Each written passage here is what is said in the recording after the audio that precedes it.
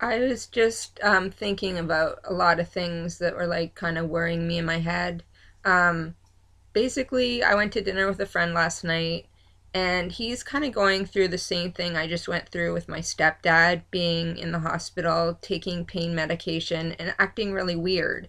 Like, my stepdad was in for surgery, and he was acting really weird. Like, he was acting like he would be suicidal one minute, happy the next minute, hallucinating the next minute, and like forgetful, and he'd already been on the dementia scale.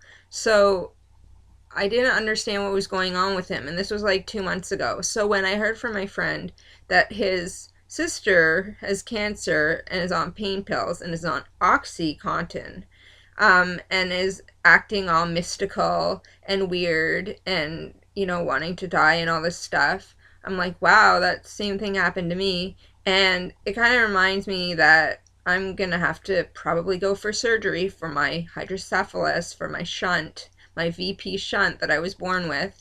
I haven't seen a doctor in like 26 years, a neurosurgeon or a neurologist, nothing, because I've been fine, symptom free until Christmas when I had that overdrain problem where I was getting all these neurological symptoms, and it was because I mixed it up. I was taking mirtazapine, which is Remeron, and I'm also taking a secondary med, Risperdal, so that screwed up my shunt. Um, and I am an addict with multiple years, clean time, and I don't want to be in the hospital taking crazy stuff that might possibly bring me down that path of addiction. Early addiction is hell. I mean, life is hell, but if you tab on the fact that your early addiction dealing with life, then that's why it's so hard to get clean, right? Anyway, so I'm just, I'm just thinking all these things in my head, but apparently I've been going to NA meetings, and I stopped going to NA and I've been going to like CODA and SLAA instead, so I'm still going to meetings, but I've been going to NA meetings now and just talking about it. And I know there's the Living Clean book has a section of illness, and there's like In Times of Illness pamphlet in NA, and all of that just leads me back to, it says just ask your doctor or go to the group.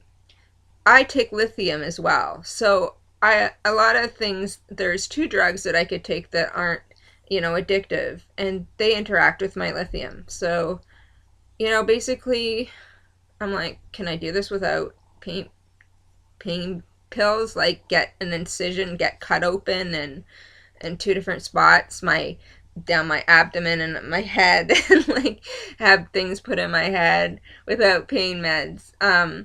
Basically, I don't want to be an addict in active addiction anymore. It's just so hard. And with my mental illness and just obsessing all, it's kind of driving me nuts a little bit. But I'm just gonna have to deal with it because I have tools of recovery, and I have a list, and I should be doing more, but I haven't been doing that much lately in terms of recovery. But that's up to me, and it's up to me to tell the doctor. I definitely will be telling the doctor. So hopefully I can tell. I have an appointment on July 24th with neurologist. Hopefully I can just tell him, and he'll tell the person who does the anesthesiologist type person, because I don't know. I'm so confused.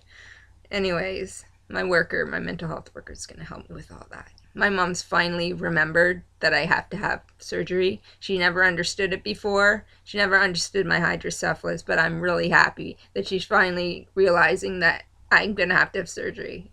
It's all good, right? Support. I need all the support I can get.